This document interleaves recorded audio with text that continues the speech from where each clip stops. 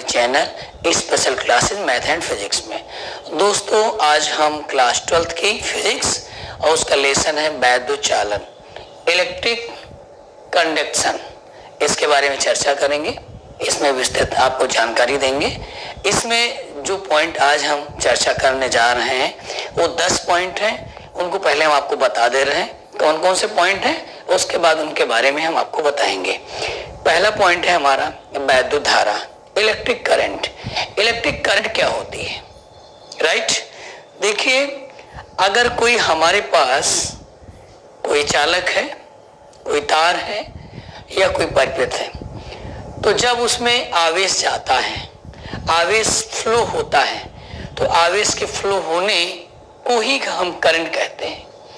आवेश 1 सेकंड में जितना जाता है उसकी उस क्वांटिटी को ही हम करंट कहते हैं।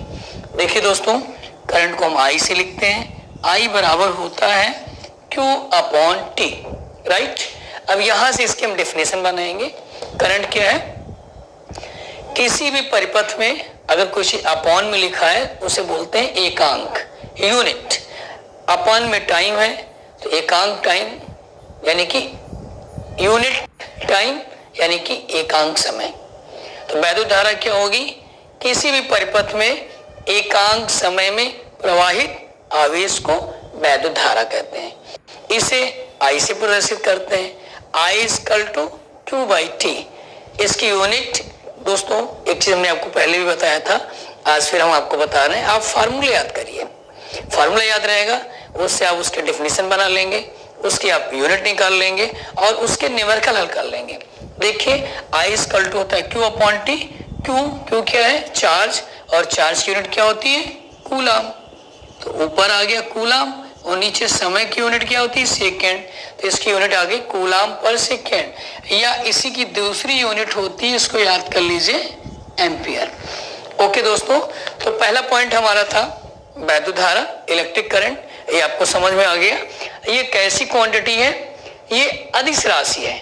अदिश राशि क्या होती है? स्केलर क्वांटिटी, जिसमें सिर्फ परिमाण होता है, मैग्नीट्यूड होता है, डायरेक्शन नहीं होता है। अगर करंट में डायरेक्शन होती तो देखिए क्या होता। अब आप जानते हैं कि आपके घर में एक साथ बहुत सारे ऑपरेटर लगे हुए हैं, बहुत सारे बल्ब लगे हुए हैं, पंखे लगे हुए हैं और सारे इलेक्ट्रिक इंस्ट्रूमेंट लगे हुए हैं। अगर करंट की एक डायरेक्शन होती तो वो एक इंस्ट्रूमेंट में जाती और दूसरे में नहीं जाती, राइट? मेरी बात समझ रहे हैं? लेकिन ऐसा होता नहीं है, सभी में जाती है। तो इससे हम क्या निष्कर्ष निकालते हैं कि वैद्युत धारा क्या है? एक अदिश राशि है। जैसे आपको एक हम डायग्राम के माध्यम से बताना चाहेंगे। देखिए, करंट आ रही है 5 एम्पियर की, यहाँ से हमने 2 अलग अलग सर्किट जोड़ लिए, तो करंट इधर और इधर दोनों जा रही है। इधर 3 एम्पियर की जा रही है तो इधर 2 एम्पियर की जा रही है, राइट? यानी कि जितनी करंट आ रही है, करंट का जितना परिमाण है, मैग्नीट्यूड है, वैल्यू वही है, लेकिन इसमें डायरेक्शन कोई नहीं है, राइट? तो दोस्तों, पहली बात आपको समझ में आ गई, वैद्युत धारा क्या है, उसकी यूनिट क्या है, उसका फार्मूला क्या है, ये राशि कैसी है। ओके, अब हम दूसरे पॉइंट की तरफ आते हैं। हमारा दूसरा पॉइंट है धारा घनत्व। धारा घनत्व क्या होता है? Current density. देखिए दोस्तों, अभी हमने आपको बताया था कि किसी भी हमें फिजिकल क्वांटिटी की डेफिनेशन निकालनी है तो उसका हम फार्मूला याद करते हैं। देखिए, धारा घनत्व, करंट डेंसिटी क्या होती है? इसको हम लिखते हैं J से, और J इक्वल टू क्या होता है? I upon A। बहुत बात ध्यान से समझिए।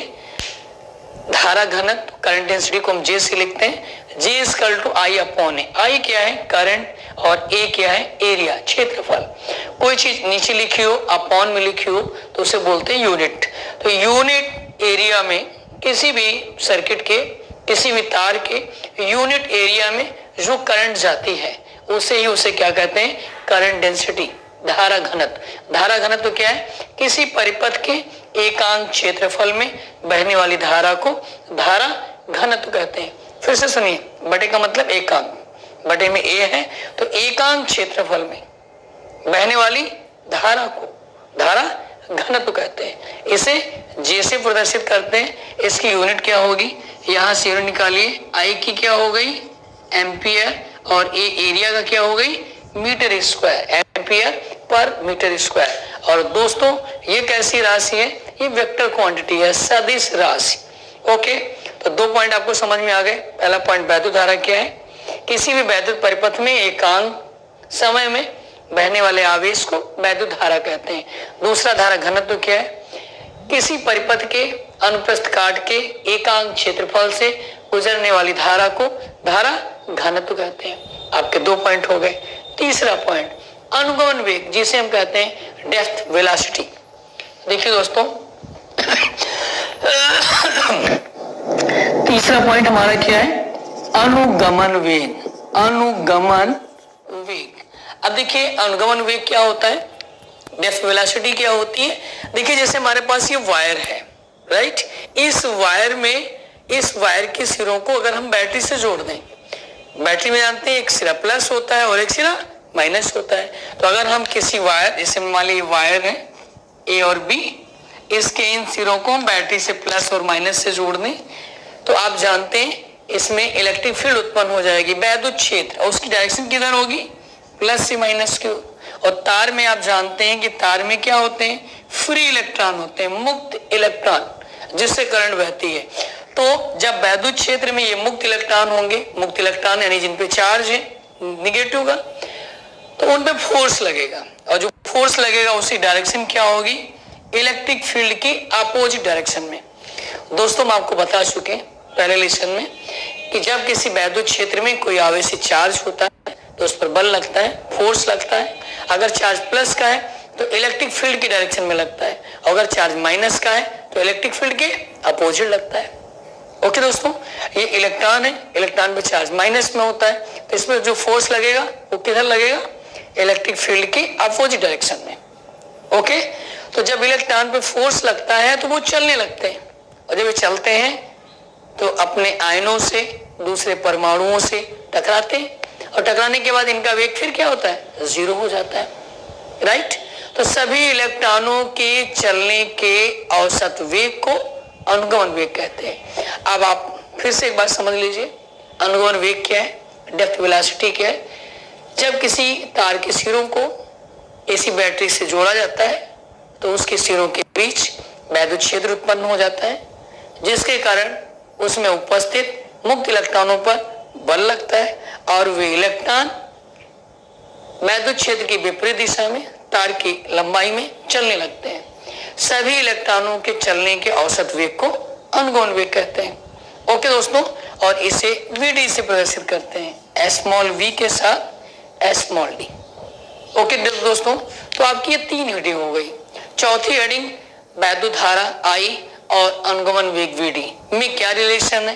देखिए ये मोस्ट इंपॉर्टेंट हेडिंग आ गई इस लेसन की, वैद्युत धारा आई और अनुगमन वेग वीडी में संबंध, relation between electric current and current density. Right दोस्तों, देखिए इसके लिए क्या करेंगे, हम मान ले रहे हैं कि कोई हमारे पास कंडक्टर है, ये कंडक्टर है कोई, राइट। इसकी जो सिरे का एरिया है वो ए है, इसमें एकांक आयतन में यूनिट वैल्यूम में जो इलेक्ट्रॉनों की संख्या है वो स्मॉल एन है, और इसके अंदर जो इलेक्ट्रॉन चल रहे हैं उनका अनुगमन वेग डेप्थ वेलोसिटी क्या है, वीडी है। दोस्तों फिर से सुनिए, हमने मान लिया है कि हमारे पास एक कंडक्टर है, उसका जो सिरा है ये, इस सिरे का जो एरिया है वो कैपिटल ए है, राइट, और इसके यूनिट वैल्यूम में यानी एकांक आयतन में मुक्त इलेक्ट्रॉनों की संख्या स्मॉल एन है, और जो इलेक्ट्रॉन इसके अंदर हैं उनका अनुगमन वेग वीडी है। ओके, इतनी बात समझ में आ रही है। तो देखिए 1 सेकेंड में यहां से इस सिरे से गुजरने वाले इलेक्ट्रॉन क्या होंगे, अगर हम मान ले रहे हैं जो इलेक्ट्रॉन है उसका अनुगमन वेग वीडी है। वीडी का मतलब जो इलेक्ट्रॉन यहाँ पर है वो 1 सेकेंड में यहाँ पहुंच जाता है। बहुत ध्यान समझिए, जो इलेक्ट्रॉन यहाँ पर है 1 सेकंड में यहाँ पहुंच जाता है तो उसके पीछे वाला उसके पीछे आएगा, उसके पीछे वाला उसके पीछे आएगा। इस प्रकार 1 सेकंड में इस सिरे से कितने इलेक्ट्रॉन निकलेंगे, जितने इतनी जगह में होंगे, मेरी बात बहुत ध्यान समझिए, जितने इस आयतन में होंगे, राइट, उतने 1 सेकंड में यहाँ से इलेक्ट्रॉन निकलेंगे। कंफर्म। अब इतने में कितने इलेक्ट्रॉन निकल आ गए, निकालने के लिए इस इतनी जगह का हम एरिया निकालेंगे, और बेलन का इतनी जगह का आयतन निकालेंगे, वैल्यूम। और बेलन का आयतन क्या होता है, आप लोगों ने 10th में पढ़ा है, pi R square H. Pi R square क्या है, आधार का क्षेत्रफल, बेस का एरिया, एंड एच क्या है, इसकी ऊंचाई। तो इसमें आधार का क्षेत्रफल क्या है, ए, और ऊंचाई क्या है, वीडी। तो इस जगह का आयतन क्या हुआ, ए इंटू वीडी, राइट। एकांक आयतन में मुक्त इलेक्ट्रॉनों की संख्या स्मॉल एन है, एकांक आयतन में। तो इतने आयतन में कितनी होगी, एन से इंटू हो जाएगा। तो हम इसमें लिखेंगे सिरे से 1 सेकेंड में गुजरने वाले इलेक्ट्रॉनों की संख्या। इस सिरे से 1 सेकेंड में कितने इलेक्ट्रॉन गुजरेंगे, इसकी संख्या।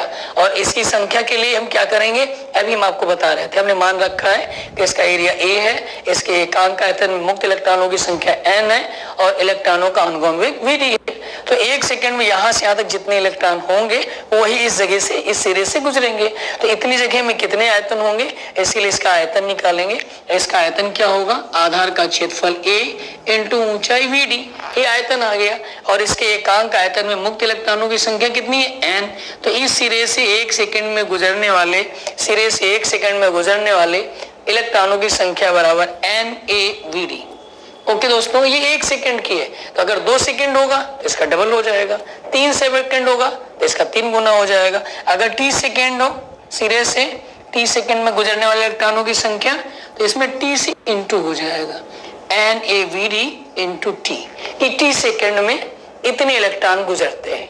ओके दोस्तों, तो इसमें करंट कितनी बही, धारा कितनी बही, उस आई का मान हमें निकालना है। देखिए आई इक्वल टू, आप फार्मूला जानते हैं, आई इक्वल टू, अभी हमने आपको बताया था, क्यू अपॉन टी। और क्यू निकालने का फार्मूला क्या होता है, N E upon T. Q निकालने का फार्मूला एन ई अपॉन में टी, ऐसे आ गया। एन क्या है, टी सेकेंड में गुजरने वाले इलेक्ट्रॉनों की संख्या, और टी सेकेंड में कितने इलेक्ट्रॉन गुजर रहे थे ये हमने नीचे निकाल रखा है। तो I equal to N E A V D into T, और इंटू में क्या आया ई, और अपॉन में क्या आया टी। तो टी से टी क्या हुआ, कैंसिल हो गया। तो फार्मूला क्या आया, आई बराबर N E A V D, N A V D into T था, राइट। ये जो n यहाँ पे, ये n की value N A V D T, N A V D T, ये e नहीं था, राइट, ये e था, तो आ जाएगा N E A V D. Okay दोस्तों, तो ये हमारा i और वी डी में क्या आया, रिलेशन आ गया। बात समझ में आ रही है, लेसन समझ में आ रहा है। बहुत ही मोस्ट इंपॉर्टेंट लेसन है, छोटी छोटी बातें जो आपको ध्यान रखना है, इंपॉर्टेंट है बोर्ड के लिए। तो आपकी अभी तक हमने 4 हेडिंग बता दी।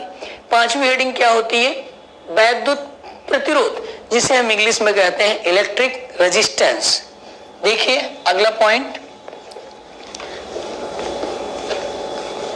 अगला पॉइंट है वैद्युत प्रतिरोध।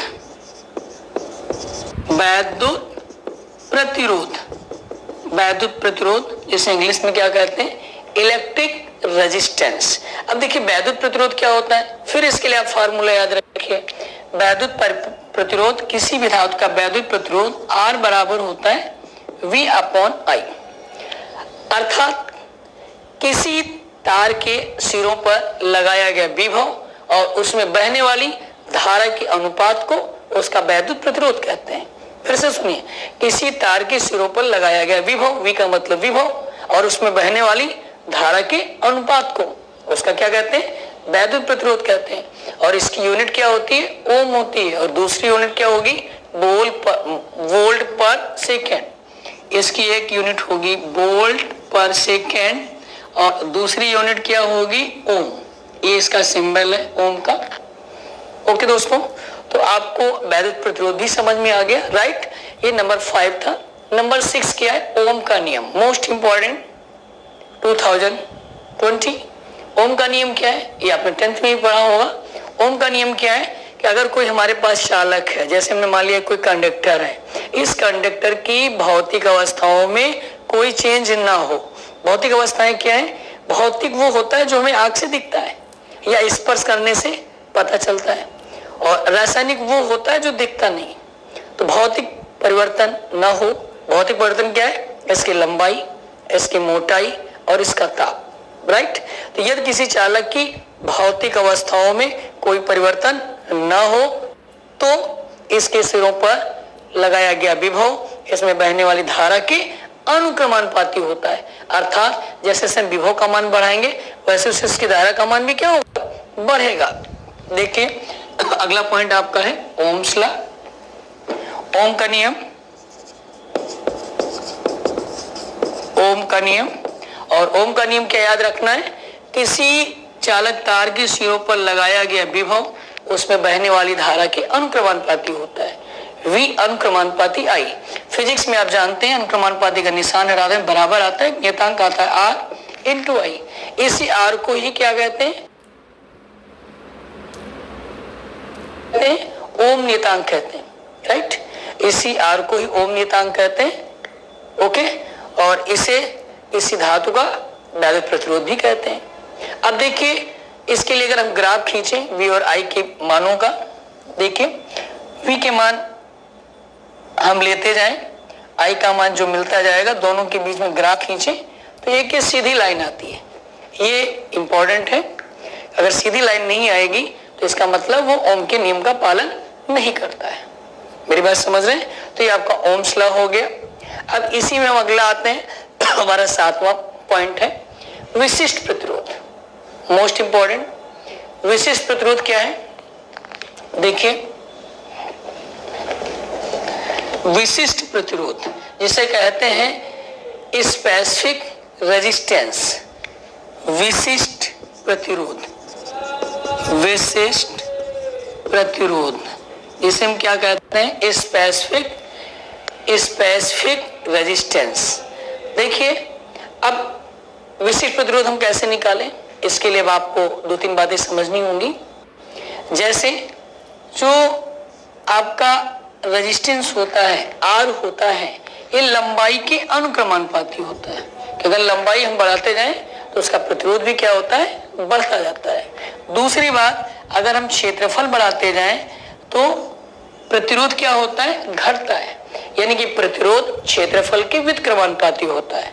तार जितना पतला करते जाएंगे उसका प्रतिरोध उतना बढ़ता जाएगा, और तार जितना मोटा करते जाएंगे, इसकी मोटाई बढ़ाते जाएंगे, उसका प्रतिरोध उतना कम होता जाएगा। यानी कि प्रतिरोध एरिया के व्युत्क्रमानुपाती होता है, इनवर्सली प्रोपोर्शनल होता है। अब देखिए अगर इन दोनों को मिला दें तो R अनुक्रमानुपाती L अपॉन A। आप फिजिक्स में जानते हैं ये अनुक्रमानुपाती का निशान हटाते हैं, ये अनुक्रमानुपाती का निशान हटाते हैं तो एक कांस्टेंट आता है, और देखिए इसमें कांस्टेंट क्या आता है, रो आता है। तो R equal to rho L upon A। Okay दोस्तों, अब रो की वैल्यू निकालेंगे तो देखिए क्या आएगा, rho equal to RA upon L। ये हमारा फार्मूला आ गया। ओके, अब इससे हम डिफिनेशन निकालेंगे। इसकी डिफिनेशन कैसे निकलेगी, बहुत इंपॉर्टेंट है। इसकी यूनिट कैसे निकलेगी ये अब आप समझिए। देखिए ये R है, R क्या होता है, किसी भी चालक का वैद्युत प्रतिरोध, इसका मात्रक ओम। और ये क्या है, क्षेत्रफल, क्षेत्रफल का मात्रक मीटर स्क्वायर। L क्या है, लंबाई, लंबाई का मात्रक मीटर। तो अगर इसका हम मात्रक निकालें तो R का आ गया ओम, क्षेत्रफल का metre square upon metre. 1 metre क्या होगा, कैंसिल हो जाएगा, तो इसका मात्रक क्या आएगा, इसका मात्रक आएगा ओम मीटर, राइट। और इसकी डेफिनेशन क्या होगी, देखिए डेफिनेशन के लिए हम क्या करेंगे, इसके डेफिनेशन के लिए अब देखिए हमारे पास फार्मूला आया है रो बराबर RA अपॉन L। हम मान लेंगे, पुट कर लेंगे, माना L इक्वल टू 1 मीटर और A equal to 1 metre square. अभी दोनों वैल्यूओं को इसमें रखेंगे तो rho equal to R into 1 upon 1 equal to R आ जाएगा, राइट। तो इससे इसके डिफिनेशन निकलेगी। डिफिनेशन क्या निकलेगी, किसी धातु का विशिष्ट प्रतिरोध, किसी धातु का विशिष्ट प्रतिरोध, स्पेसिफिक रेजिस्टेंस, उस धातु के प्रतिरोध अर्थात रेजिस्टेंस के बराबर होता है, जबकि तार की लंबाई कितनी हो, 1 मीटर हो, और उसके सिरे का क्षेत्रफल कितना हो, 1 मीटर स्क्वायर हो। ओके दोस्तों, तो इसकी डेफिनेशन क्या होगी, किसी धातु का विशिष्ट प्रतिरोध 1 मीटर लंबी छड़ के 1 मीटर स्क्वायर क्षेत्रफल के प्रतिरोध के बराबर होता है।